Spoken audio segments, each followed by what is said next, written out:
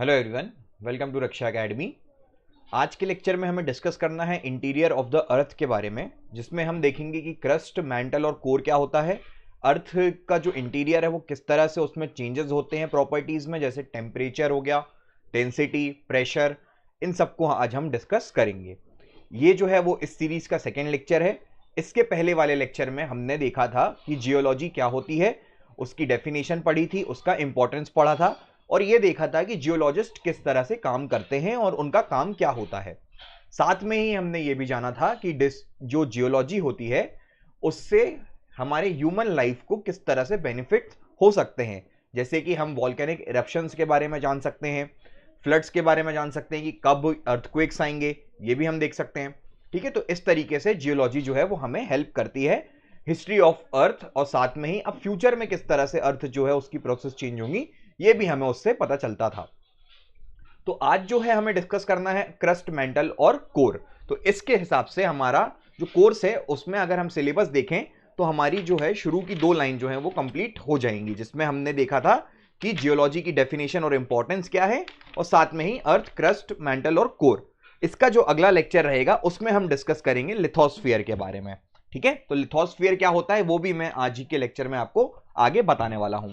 तो crust, mental और core, तो सबसे पहले हमें यह देखना है कि आज जो होगा लेक्चर उसमें क्या क्या पढ़ने को मिलेगा आपको। तो सबसे पहले हम देखेंगे कि हमें इंटीरियर ऑफ द अर्थ पढ़ना क्यों है। ठीक है, साथ में ही हम इसके बाद में देखेंगे कि अर्थ में किस तरह से प्रेशर चेंज हो रहा है, किस तरह से मैग्नेटिक फील्ड जो है अर्थ में जनरेट होती है, अर्थ के जो हम बोल सकते हैं क्रस्ट, मेंटल और कोर के बीच में कौन कौन सी लेयर्स रहती हैं, उनकी हम बोल सकते हैं डेप्थ कितनी है, उनका टेम्परेचर कितना है, फिर क्रस्ट, मेंटल और कोर में क्या क्या मटेरियल प्रेजेंट होते हैं, किस तरह से उसमें चेंजेस होते हैं, सारे मटेरियल्स में, टेम्परेचर में, डेंसिटी में किस तरह से चेंजेस होता है, और अर्थ का रेडियस और साथ में ही जितनी भी डेप्थ है इन सारी लेयर्स की, वो सब जो है पूरे लेक्चर में आज डिस्कस करेंगे हम। तो ये जो लेक्चर है ये पूरा कंप्लीट लेक्चर होगा, इसमें ही आप जो है वो पूरा टॉपिक क्रस्ट, मेंटल और कोर का कवर कर सकते हो। इससे ही आपको जो 3 मार्कर, 5 मार्कर और 11 मार्कर जो इससे प्रोबेबल है वो आपको इससे बन जाएंगे। तो शुरू करते हैं। सबसे पहले इंटीरियर ऑफ द अर्थ को अगर हम देखें तो क्रस्ट, मेंटल और कोर। ठीक है, तो क्रस्ट, मेंटल और कोर जो हमें पढ़ना है, इसके पहले आप ये बताइए कि अगर हम सोचें कि अर्थ की प्रॉपर्टीज अगर हमें जाननी है तो वो तो पॉसिबल है नहीं, क्योंकि अगर हम देखते हैं तो एक सर्टेन लिमिट तक हम अर्थ के अंदर जा सकते हैं, क्योंकि अब क्या होता है, टेम्परेचर बढ़ता जाता है। ठीक है, अगर हम माइनिंग भी कर रहे हैं, डीप माइनिंग भी करते जा रहे हैं, तो एक लिमिट तक ही जो है इंसान जो है वहां तक जा सकता है। ठीक है, उसके आगे जो है अर्थ में अंदर जाना पॉसिबल नहीं होता। तो फिर हम क्या करते हैं, फिर बाकी की जो चीजें होती हैं जैसे सीस्मिक एक्टिविटीज हो गई, ठीक है, अर्थक्वेक्स आ गए तो उनकी वेव्स वगैरह हो गए, वॉल्केनिक इरप्शन हो गया, या मेटियोर्स हो गए, तो मेटियोर्स से हमारे अर्थ का जो मटेरियल है वो लगभग सेम रहता है। तो उस तरह से रिसर्च करके हम एक गैसिंग करते हैं कि हाँ अर्थ के अंदर इस तरह की चीजें होनी चाहिए। ठीक है, तो यहां पे आप देखोगे कि पॉसिबल तो है नहीं अर्थ का इंटीरियर डायरेक्टली जाके ऑब्जर्वेशन करना, क्योंकि अर्थ की साइज जो है वो काफी बड़ी है। ठीक है, अगर हम रेडियस के बारे में देखें तो अराउंड 6370 किलोमीटर का रेडियस होता है। इसको ही हम अप्रोक्सीमेटली 6400 अर्थ का रेडियस कंसीडर करके चलते हैं। ठीक है, तो अब इतनी बड़ा जो हम बोल सकते हैं किलोमीटर से अगर हम देखें 6370, ठीक है, तो यहां पे आप देख सकते हो कि ये बहुत बड़ा अमाउंट होगा। ठीक है, अगर हम डिस्टेंस वाइज देखें तो इसलिए इतने अंदर तक जाना तो ह्यूमन बींग्स के पॉसिबल है ही नहीं, ना कभी होगा। ठीक है, फिर अब जितना भी माइनिंग और ड्रिलिंग ऑपरेशंस होते हैं वो सारे कहां पे होते हैं, अर्थ के अंदर होते हैं, पर एक फ्यू मतलब एक लिमिट सेट रहती है उतनी डेप्थ की, उसके आगे जो है कभी भी जाया नहीं जा सकता। फिर अब देखते हैं कि दिक्कत क्यों आती है, क्योंकि जैसे ही हम डीप जाते रहते हैं अर्थ के अंदर तो वहां पे क्या होता है, टेम्परेचर जो है उसका इंक्रीज होता जाता है, तो उसके कारण ही एक लिमिट के बाद में पॉसिबल नहीं होगा जाना।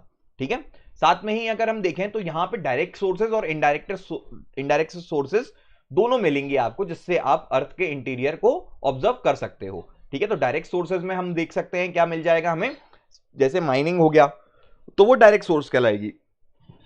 इनडायरेक्ट सोर्सेज क्या हो जाएंगे, जैसे मेटियोर्स में अगर हम रिसर्च करते हैं, साथ में सीस्मिक एक्टिविटीज को अगर हम ऑब्जर्व करते हैं, तो ये सब क्या हो जाएंगी, उसकी इनडायरेक्ट सोर्स हो जाएंगी। अब आते हैं कि जरूरी क्या है, क्यों जरूरी है अर्थ के इंटीरियर को पढ़ना। ठीक है, तो यहां पे आप देखोगे कि अर्थ का अगर हम इंटीरियर को पढ़ते हैं तो उससे हमें क्या पता चलता है कि अर्थ का जो नेचर है वो किस तरह से चेंज हो रहा है प्लेस टू प्लेस और टाइम में, ठीक है, और अर्थ के नीचे जो एक्टिविटीज हो रही हैं वो किस तरह से उसका ओरिजिनेशन होता है या फिर उनका नेचर के बारे में हमें पता चलता है। तो इससे क्या होगा, अर्थ पे ही हम रहते हैं, तो अगर सपोज अर्थ के अंदर कोई प्रोसेस चल रही है और उससे ह्यूमन बीइंग्स जो है या फिर हमारे जो पूरी बायोडाइवर्सिटी है वो सीधे डायरेक्टली अफेक्ट होगी, तो इसलिए हमें ये सब पढ़ना पड़ता है। तो अगर हम देखते हैं अर्थ में देखें तो जितने भी जियोफिजिकल फिनोमेना होते हैं जैसे वॉल्केनिज्म हो गया, अर्थक्वेक हो गया, ये सारे अर्थ पे अकर होते हैं। तो इससे ही हमें क्या पता चलेगा कि कब अर्थक्वेक आने वाला है, कब वॉल्केनिक इरप्शन हो सकता है, तो उससे क्या होगा, हम अपने ह्यूमन बीइंग्स को या फिर बाकी की जो डाइवर्सिटी है उसको बचा सकते हैं कोई भी बड़ी दुर्घटना होने से। फिर अर्थ को अगर हम देख रहे हैं तो हमें उसके इंटरनल स्ट्रक्चर के बारे में पता चलेगा।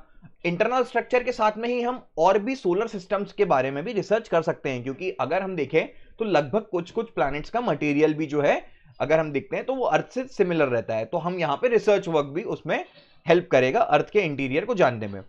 फिर किस तरह से अर्थ फॉर्मेशन हुआ, किस तरह से उसकी प्रोसेसेस चेंज हो रही हैं, एवोल्यूशन के बारे में हम देख सकते हैं कि अर्थ जो है वो किस तरह से बनी थी, ठीक है, कौन कौन से मटेरियल प्रेजेंट हो रहा है। फिर साथ में ही कंपोजिशन ऑफ एटमॉस्फेयर की, एटमॉस्फेयर जो है पूरा कवर करके रखा है अर्थ को, तो जैसे ही क्लाइमेटिक चेंज होता है या एटमॉस्फेयर में चेंज होता है तो अर्थ की प्रोसेस किस तरह से चेंज होती है। तो ये सारी चीजें जो है हमें अर्थ के अंदर जो है उसको ही ऑब्जर्व करने से पता चलेंगी। और साथ में ही हमें ये पता है कि अर्थ के अंदर ही सारे मिनरल्स होते हैं, तो मिनरल्स को भी अगर हमें एक्सप्लोर करना है तो उसके लिए हमें अर्थ के इंटीरियर को जानना पड़ेगा कि कहां पे कौन सा मटेरियल जो है वो प्रेजेंट रहेगा, ठीक है। तो इस तरीके से हमें पता चला कि अर्थ का इंटीरियर क्यों जरूरी है हमें पढ़ने के लिए, और हमने ये जाना कि इसको करते कैसे हैं। अब हम आते हैं इंफॉर्मेशन पे कि किस तरह से अर्थ का जो है सोर्सेस अवेलेबल हैं उसको देखने के लिए कि इंटीरियर में क्या क्या है अर्थ के, ठीक है। तो डायरेक्ट सोर्सेस जैसे मैंने आपको पहले बताया था कि यहां पे डीप अर्थ माइनिंग या फिर ड्रिलिंग एक्टिविटीज जो होती हैं उससे हम पता कर सकते हैं, जिससे हम क्या करेंगे, पूरा जो अंदर का मटेरियल है उसको निकाल के उसको ऑब्जर्व किया जाता है लैब में, तो हमें पता चलता है कि किस तरह के मटेरियल प्रेजेंट है, क्या उसकी डेंसिटी है, क्या उसका टेम्परेचर है। तो ये सारी चीजें जो है हमें माइनिंग से और डायरेक्ट सोर्सेस से पता चलती है। फिर सेकंड क्या हो जाएगी, वॉल्केनिक इरप्शंस। तो जब वॉल्केनिक इरप्शन हो जाता है तो आप देखोगे कि सपोज ये वॉल्केनो जो होता है, ठीक है, यहां पे सपोज अर्थ से डायरेक्टली कनेक्टेड रहेगा, ये तो बहुत डीप रहता है, पर उसका ही माउंटेन लाइक स्ट्रक्चर जो है वो इवॉल्व रहता है अर्थ के क्रस्ट के ऊपर। तो अब यहां पे जो अर्थ जो फ्लूइड है अंदर, इसको क्या बोलते हैं, वो पूरा रहता है मैग्मा, ठीक है। अब जब ये मैग्मा बाहर आ जाता है और जब सरफेस पे वो ठंडा होता है तो इसी मैग्मा को क्या बोला जाता है, लावा बोला जा रहा है, ठीक है। तो अब ये लावा को या मैग्मा को लेके इनकी भी रिसर्च की जा सकती है, क्योंकि ये जो है वो डायरेक्टली हमें फिजिकल फॉर्म में प्रेजेंट मिल जाएंगे, ठीक है। नेक्स्ट हम चलते हैं किसमें, इनडायरेक्टेड सोर्सेस पे। तो इनडायरेक्टेड सोर्स में देखो आप, सबसे पहले डेप्थ को हम इनडायरेक्टली देख सकते हैं। तो डेप्थ में अगर हम जा रहे हैं, ग्रेविटेशन की बात कर रहे हैं, तो यहां पे फिजिक्स के कॉन्सेप्ट लग के हम उसके प्रेशर, डेप्थ, डेंसिटी और किस तरह से टेम्परेचर इंक्रीज हो रहा है, इन सब चीजों को ऑब्जर्व कर सकते हैं।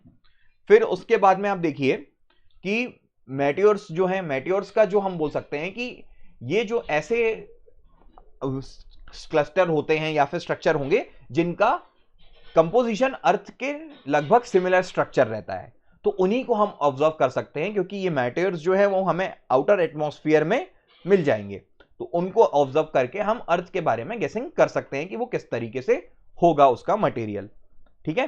फिर ग्रेविटेशन के बारे में देखो, अब ग्रेविटी के बारे में आप सबको पता है कि ग्रेविटी का मतलब क्या होता है, फोर्स ऑफ अट्रैक्शन बाय अर्थ, ठीक है। किसी भी बॉडी पे जो लगता है फोर्स ऑफ अट्रैक्शन अर्थ का, उसको ग्रेविटी कहा जाता है। तो सेम हमने फिजिक्स में भी पढ़ा था कि मास और वेट में क्या डिफरेंस होता है। तो वेट का मतलब क्या होता है, एक ऐसा फोर्स जो कि मास पे लग रहा हो ड्यू टू अर्थ, ठीक है, तो वो पूरा एक फोर्स कहलाता है। तो mg लिखते हैं हम वेट को, तो उसी से हमें पता चलता है कि मास इंटू एक्सेलरेशन। तो यहां पे g की वैल्यू क्या हो जाती है, एक्सेलरेशन ड्यू टू ग्रेविटी, ठीक है। तो अब थर्ड फैक्टर आ जाएगा ग्रेविटेशन से हम देख सकते हैं, अब ग्रेविटी को अगर आप देखोगे तो ये जो है वो ग्रेटर रहेगी कहां पे, पोल्स के साइड में, और लेसर रहेगी कहां पे, इक्वेटर के साइड में। अब ऐसा होता क्यों है, क्योंकि हम देख रहे हैं कि जो सेंटर है अर्थ का उससे इक्वेटर की दूरी ज्यादा रहती है एज कंपेयर टू उनकी दूरी किससे, पोल्स से, ठीक है। तो इसलिए ग्रेविटी की वैल्यू जो है वो अलग अलग डिफर करती है, ठीक है। साथ में ही आप देखोगे कि ग्रेविटी की वैल्यू जो है वो अर्थ के सारे पॉइंट्स पे भी अलग अलग आपको देखने को मिलेगी, अनइवन डिस्ट्रीब्यूशन देखने को मिलता है, क्योंकि वहां पे मास ऑफ मटेरियल भी चेंज होता है, ठीक है। तो इसी को हम क्या बोलते हैं, कॉन्सेप्ट को ग्रेविटी एनोमली बोलते हैं। नेक्स्ट आते हैं हम किससे ऑब्जर्व करा जा सकता है, वो होगा मैग्नेटिक फील्ड। अब मैग्नेटिक फील्ड से आप कैसे देख सकते हो, तो मैग्नेटिक फील्ड में एक कॉन्सेप्ट रहेगा जियोडायनामो इफेक्ट, ठीक है, जो कि अर्थ के अंदर होता है कि अर्थ जो है एक तरह से मैग्नेटिक फील्ड क्रिएट कर लेती है खुद की, तो उससे भी हम देख सकते हैं। और ये मैग्नेटिक फील्ड जो है वो वेरी करती है, ठीक है। तो ये किस तरह से होती है इसके बारे में मैं आपको बताऊंगा, और जियोडायनामो इफेक्ट जो है वो भी हम आगे देखते हैं। अब यहां पे आप देखिए कि जो हमने बोला था कि मैग्नेटिक फील्ड होती है अर्थ की, वो किस तरह से जनरेट होगी, ये एक कॉन्सेप्ट है, ये आपको अच्छे से समझना पड़ेगा कि मैग्नेटिक फील्ड जो है अर्थ में क्यों हो रही है, ठीक है।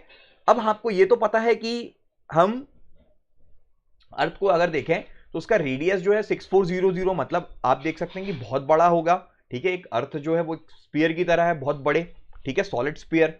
अब यहां पे आप देखिए तो अगर हम इनर पोर्शन में देखते हैं अर्थ के, तो आपको दिखेगा कि 2/3 ऑफ द पोर्शन, मतलब 2/3 of the size of the moon, ठीक है। मतलब इतने सारे पोर्शन में अगर हम ये बोले तो उतना ज्यादा आयरन प्रेजेंट है, ठीक है। और ये जो आयरन है वो काफी हाई टेम्परेचर पे है। कोर को अगर हम देखते हैं तो कोर के पास में जो खूब सारा आयरन प्रेजेंट है वो कितना अमाउंट में प्रेजेंट है, 2/3 of the size of moon की, मतलब मून का अगर हम 2/3 भाग लेंगे उतने अमाउंट में आयरन जो है वो अर्थ के कोर में प्रेजेंट है, और उसका टेम्परेचर काफी ज्यादा है। अब उसका टेम्परेचर कितना है, जितना कि हम बोल सकते हैं सन का जो सरफेस है उतने के बराबर क्या हो गया, उसका टेम्परेचर होगा। तो अभी सिर्फ आप एक चीज समझो कि अर्थ के कोर में आयरन जो है वो प्रेजेंट है हाई टेम्परेचर पे। अब हाई टेम्परेचर पे आयरन प्रेजेंट है तो उसको लिक्विड फॉर्म में होना चाहिए, पर यहां पे कोर पे अगर हम इनर कोर की बात करते हैं तो ये लिक्विड फॉर्म में प्रेजेंट नहीं होता, ये सॉलिड फॉर्म में रहता है। अब ये सॉलिड फॉर्म में क्यों रहेगा, तो इससे आपको ये समझना है कि जो ग्रेविटी का फोर्स रहेगा वो तो सबसे ज्यादा रहेगा वहां पे, तो उसके कारण क्या रहेगा, प्रेशर बहुत ज्यादा रहता है। तो इस प्रेशर के कारण क्या होता है, टेम्परेचर तो हाई रहता है पर आयरन जो है वो लिक्विड फॉर्म में नहीं रहता, वो सॉलिड फॉर्म में रहता है, ठीक है।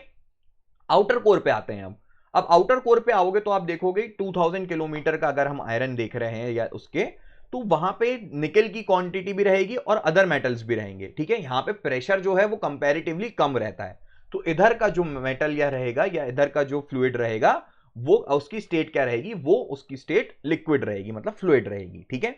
तो हमें ये पता चला कि इनर कोर में क्या है, जो मटेरियल वो सॉलिड है, और आउटर कोर में जो मटेरियल मिलेगा आपको वो फ्लूइड रहेगा, ठीक है।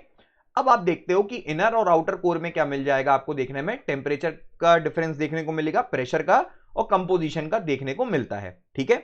अब आपको यह पता है कि जो चीज गर्म होती है वो क्या होगी, उसकी डेंसिटी क्या होगी, कम रहती है, और वो राइज करती है, ठीक है। एयर की बात करें तो हम देख सकते हैं ज्यादा गर्म हो जाती है तो फिर वो भी ऊपर जाने लगती है, ठीक है। वाटर में अगर कन्वेक्शन की बात करते हैं तो नीचे का पोर्शन अगर गर्म होता है तो वो ऊपर जाता है, ठीक है। तो इस तरीके से क्या होता है, एक कन्वेक्शन करंट शुरू हो जाता है due to difference in temperature, pressure and composition, ठीक है। तो आउटर कोर और इनर कोर की बात कर रहा हूं अभी मैं। तो और साथ में ही एक और फोर्स दिखता है आपको यहां पे, जो कि कोरियोलिसिस फोर्स कहलाता है। क्यों, क्योंकि अर्थ जो है वो रोटेट कर रही है, ठीक है। तो रोटेट कर रही है तो एक अर्थ की स्पिन के कारण भी एक इनको फोर्स जो है मिलेगा, ठीक है, उसको कोरियोलिसिस फोर्स बोलते हैं। अब जैसे आप खुद ही देखते हो कि सपोज एक बॉटल है, उस बॉटल में आपने पानी भरा और बॉटल को ही आपने रोटेट कर दिया, तो आप देखोगे अंदर का जो पानी है उसमें एक वर्लपूल्स टाइप के जो है वो जनरेट हो जाते हैं, मतलब अंदर भी उसके एक लिक्विड में जो है फोर्स लगने लगता है, जिसके कारण वो भी रोटेट करने लगता है। तो इसी तरह की चीज जो है वो अर्थ के अंदर भी होती है, ठीक है। अब यहां पे आपको यहां पे इतने कॉन्सेप्ट पता चले कि टेम्परेचर डिफरेंस, प्रेशर डिफरेंस वगैरह रहेगा तो उससे कन्वेक्शन करंट आएगा, और साथ ही साथ में एक कोरियोलिसिस फोर्स भी मिलेगा। तो इसके कारण ही क्या होगा, जो लिक्विड आयरन रहता है आउटर कोर में, वहां पे क्या होगा, इलेक्ट्रिक करंट्स जो है वो प्रोड्यूस हो जाते हैं, और वो इलेक्ट्रिक करंट के कारण क्या मिलेगी आपको, मैग्नेटिक फील्ड जो है वो अर्थ में देखने को मिलेगी, ठीक है। तो इससे यही जो कॉन्सेप्ट है पूरा, उसी को हम क्या बोलते हैं, जियोडायनेमो बोलते हैं, ठीक है। कि अर्थ के अंदर जो है मैग्नेटिक फील्ड किस तरह से जनरेट होती है। तो यही जो इलेक्ट्रिक करंट रहेगा वो क्या कर देगा, मैग्नेटिक फील्ड को जनरेट कर देता है।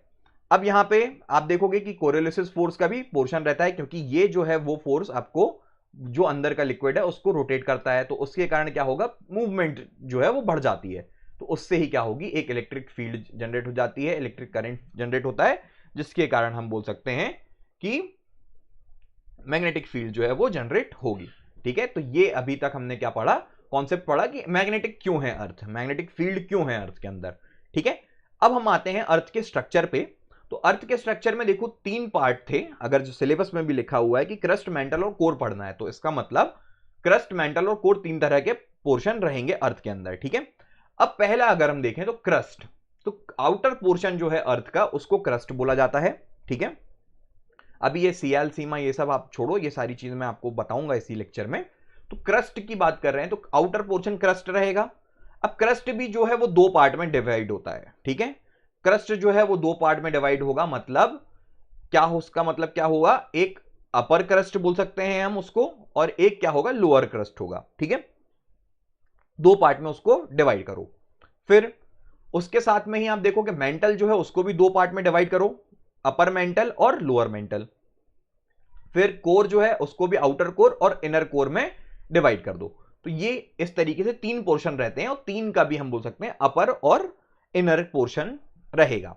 ठीक है, सबसे आउटर पोर्शन जो है अर्थ का उसको क्रस्ट बोला जाएगा। ठीक है, अब ये कोरोनरॉड, मोहो, रेपेटी, ये क्या चीज है, गुटेनबर्ग, लेहमन, तो ये भी क्या है, डिसकंटिन्यूटी है। मतलब अगर हम यहां पे देखते हैं कि सपोज ये क्रस्ट है, आउटर क्रस्ट है और ये लोअर क्रस्ट है, तो इनके बीच में जो होगी एक लेयर फॉर्म होगी जो इन दोनों को डिफर करेगी, है ना। तो ये वाली लेयर को हम क्या बोल रहे हैं, कोरोनरॉड डिसकंटिन्यूटी बोल रहे हैं। मतलब कि अपर क्रस्ट और लोअर क्रस्ट में क्या हो रहा है, चेंज आ रहा है। ठीक है, तो उन्हीं को अगर हम बोल रहे हैं तो उनका टेम्परेचर चेंज होगा, वहां पे प्रेशर भी चेंज होगा, वहां का कंपोजिशन भी चेंज होगा। जैसे क्रस्ट का अलग रहेगा, मेंटल का अलग रहेगा, कोर की प्रॉपर्टीज अलग होंगी, तो उनका एक जो ट्रांजिशन जोन रहता है उनको ही हम क्या बोलते हैं, डिसकंटिन्यूटी बोलते हैं। ठीक है, तो ये डिसकंटिन्यूटी आपके प्री में भी पूछी जा सकती है कि कोरोनरॉड डिसकंटिन्यूटी क्या होती है, रेपेटी कहां होती है।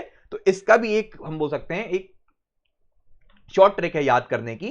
ठीक है, जिसको हम यहां से याद कर सकते हैं, CM यहां पे R है और ये GL है। ठीक है, तो इसको कोमर गुल जो है इस तरीके से याद कर सकते हो। ठीक है, एक पाकिस्तान का क्रिकेटर था, ठीक है, उमर गुल था, अपन यहां से इसको कोमर गुल जो है वो उस तरीके से याद रख सकते हैं। ठीक है, तो कोमर का मतलब क्या हो गया, कोनोरोड, मोहो, रेपेटी और गुल मतलब गुटेनबर्ग, लेहमान। ठीक है, तो ये 5 जो है उससे हम याद रख सकते हैं। तो 5 आ गए, तो मतलब अपर क्रस्ट और लोअर क्रस्ट, फिर लोअर क्रस्ट और अपर मेंटल और लोअर मेंटल, फिर उसके बाद में लोअर मेंटल और आउटर कोर और इनर कोर। तो इनके बीच में ये जो है 5 तरीके की डिसकंटिन्यूटी होती है जो हम याद रख सकते हैं। ठीक है, साथ में ही एक एथेनोस्फीयर रहेगा, तो अपर मेंटल को हम यहां पे एथेनोस्फीयर भी बोलेंगे।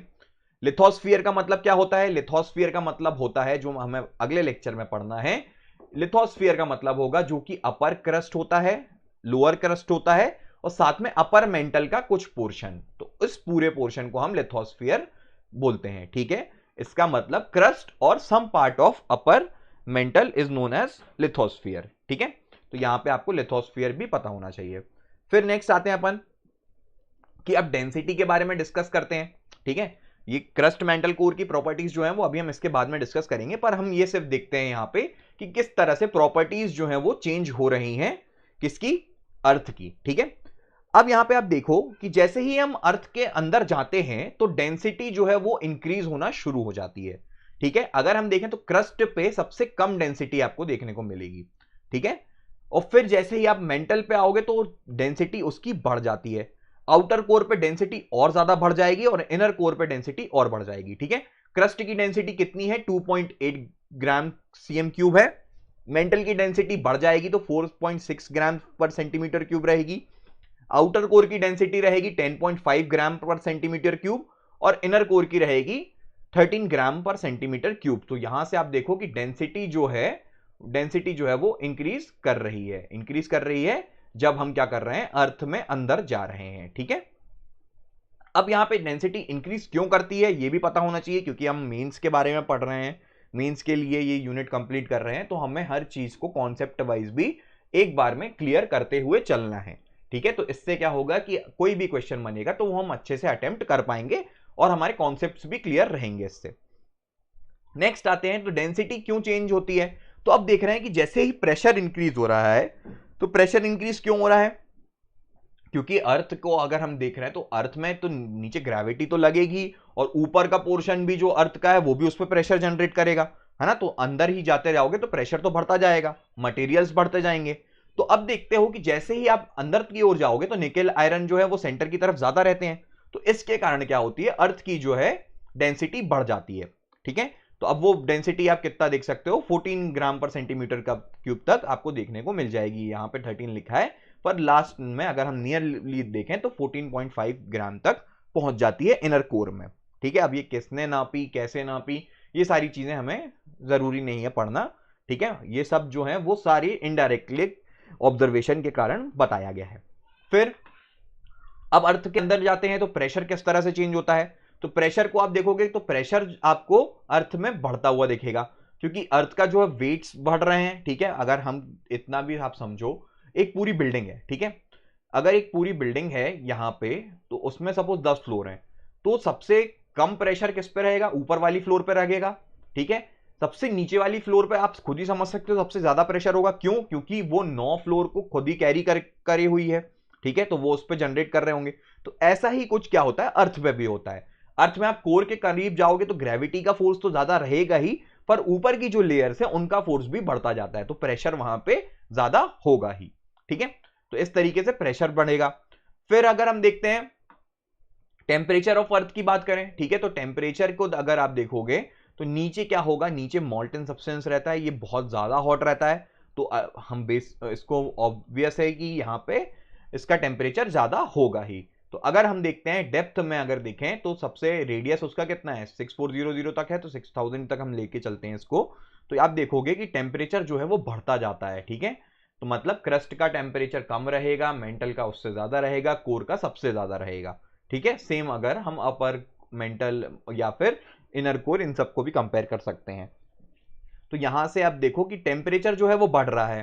ठीक है, अब टेम्परेचर बढ़ रहा है, मॉल्टेन लावा आपको देखने को मिलेगा। तो यहां पे हमने टेम्परेचर कैसे नापा था कि जो मॉल्टेन लावा ऊपर एरप्ट होता है उसका टेम्परेचर देखते हैं, तो हमें पता चलता है कि हाँ सही में टेम्परेचर जो है वो बढ़ रहा है।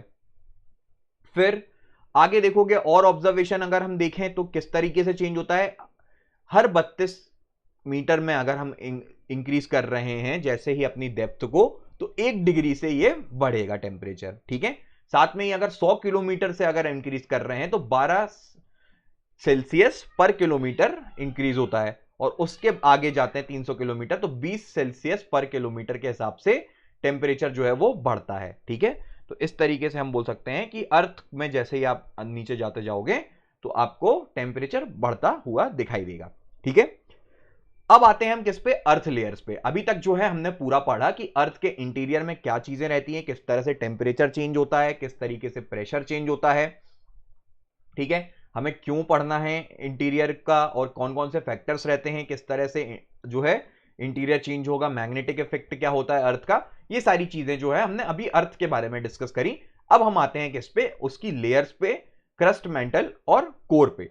ठीक है, इसके पहले मैं आपको बताना चाहूंगा कि अगर आपको रक्षा एकेडमी का कोर्स लेना चाहते हो तो आप यहां पे एप्लीकेशन पे देख सकते हो जाके, जिसमें फुल कोर्स अगर आप लोगे तो प्रीलिम्स का जो कोर्स है उसमें 254 वीडियोस जो है आपको पूरे सिलेबस के साथ में कंप्लीट मिलेंगे। साथ में ही टेस्ट सीरीज भी जो है इसी कोर्स में इंक्लूडेड रहेगी, जिसमें आपको 101 टेस्ट मिलेंगे, और साथ में मेंस का कोर्स जो है शुरू हो चुका है, जिसमें हिस्ट्री, ज्योग्राफी, ठीक है, पेपर 2 चल रहा है, पेपर 3 है मैं खुद ही करवा रहा हूं।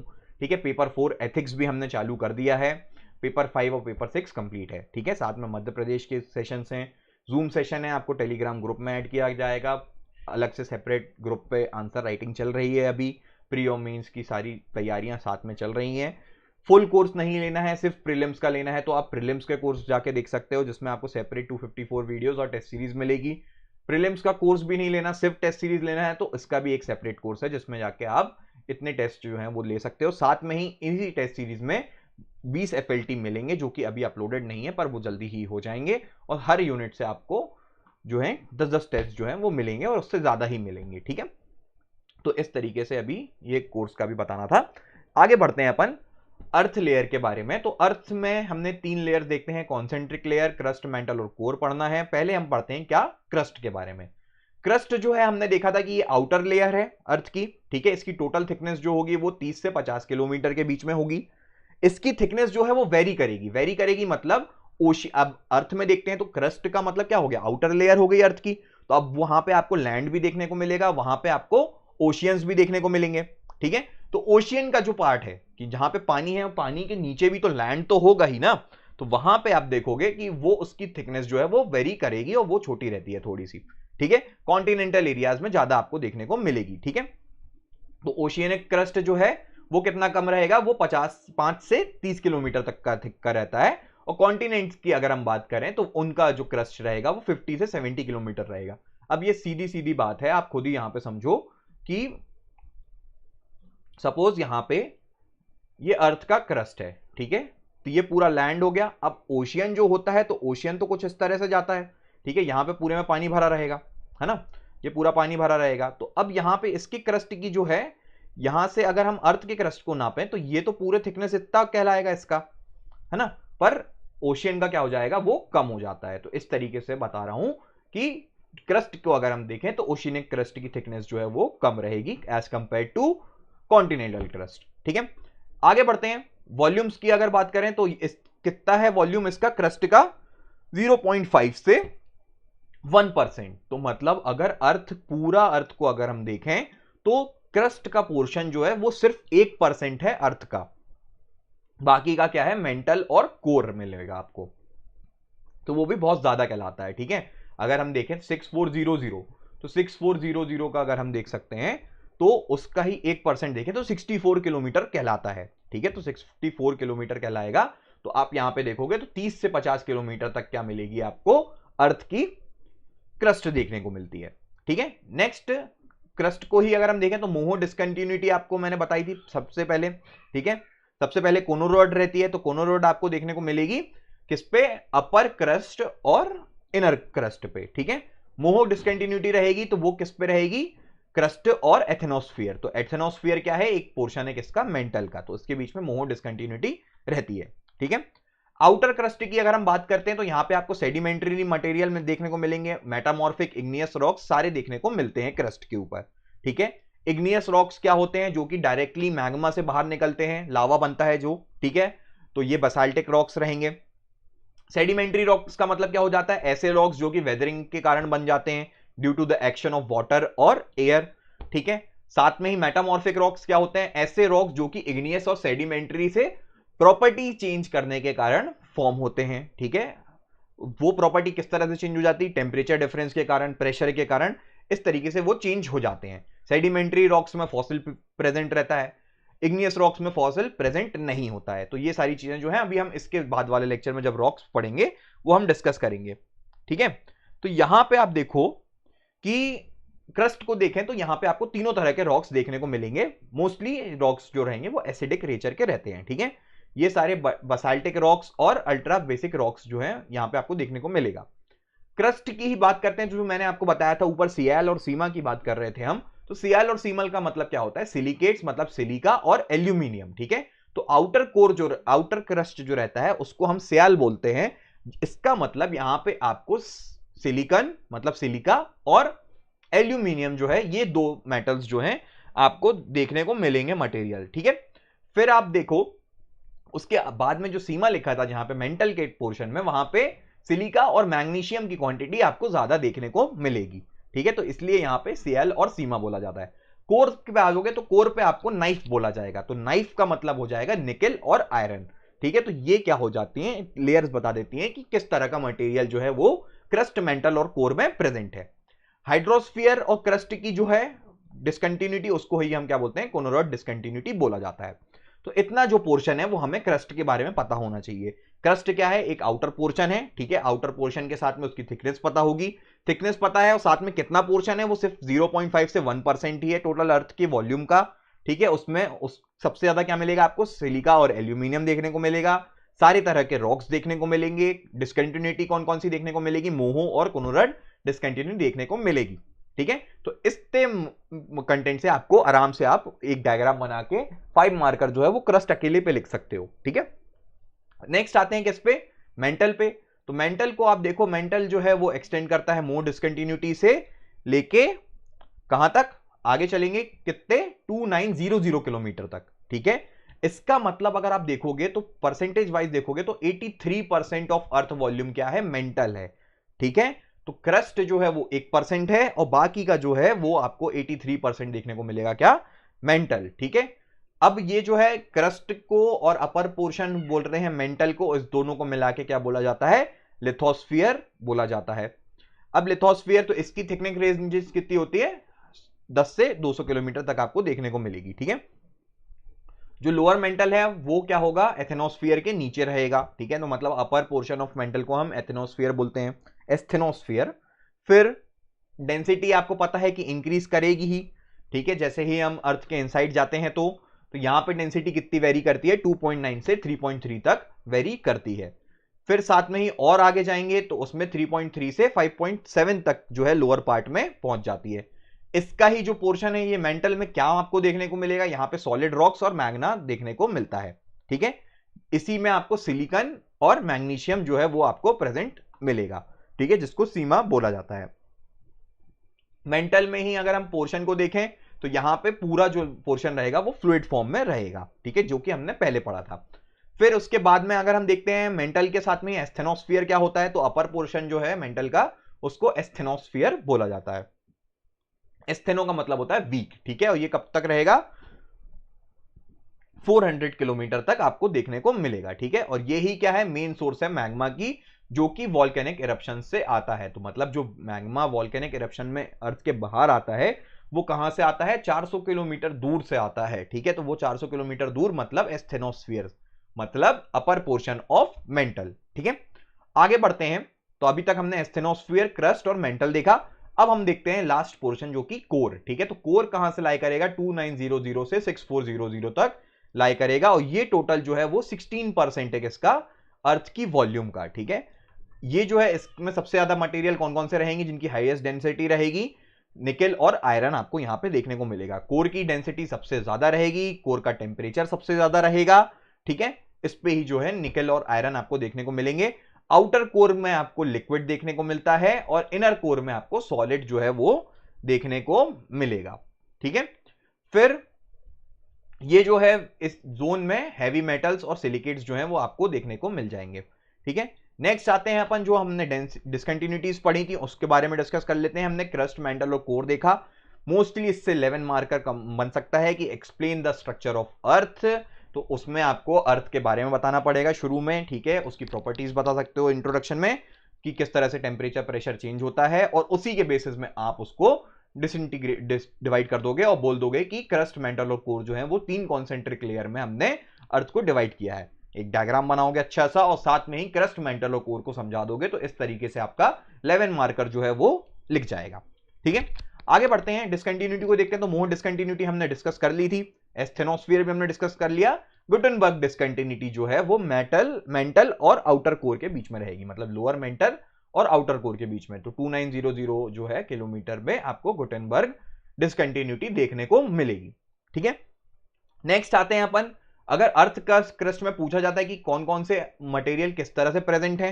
ठीक है, तो सबसे ज्यादा अगर अर्थ का क्रस्ट में देखें तो ऑक्सीजन जो है वो एलिमेंट सबसे ज्यादा प्रेजेंट है। उसका वेट कितना रहेगा, 46.60 रहेगा। पर उसको Cl क्यों बोलते हैं, क्योंकि हम वहां पे मेटल के टर्म्स में देख रहे हैं उनको। ठीक है, तो यहां पे सिलिकॉन और एल्यूमिनियम उसके बाद में रहेंगे। ठीक है, तो सबसे ज्यादा क्रस्ट पे आपको ऑक्सीजन देखने को मिलेगा, फिर सिलिकॉन, फिर एल्यूमिनियम। ठीक है, फिर बाद में iron, calcium, sodium, potassium, magnesium और अदर्स। इस तरीके से आपको उनका प्रपोर्शन देखने को मिलेगा अर्थ क्रस्ट पे। ठीक है, तो ये जो है अभी हमने इतना पढ़ा। साथ में ही आप देखो कि अर्थ मूवमेंट में अगर हम देखें तो अर्थ किस तरह से मूवमेंट करती है, तो उसमें 2 तरीके के फोर्सेस होते हैं, मतलब 2 तरीके की मूवमेंट होती है। एक होती है एंडोजेनिक, एक होती है क्या, एक्सोजेनिक। ठीक है, तो एंडोजेनिक का मतलब क्या हो जाएगा, जो कि अर्थ के इनसाइड हो रही है। ठीक है, जिसमें आपको सडन मूवमेंट में देखोगे तो अर्थक्वेक्स और वोल्केनोस देखने को मिलेंगे। फिर डायोट्रोपिज्म जो होता है उसमें जो अपवर्ड और डाउनवर्ड मूवमेंट होता है उसके मैग्मा का, वो देखने को मिलेगा। माउंटेन बिल्डिंग में जो टेंशंस और कंप्रेशंस होते हैं, प्लेट टेक्टोनिक्स, तो ये सारी क्या हो गई, इंटरनल प्रोसेसेस हो गई अर्थ के मूवमेंट की।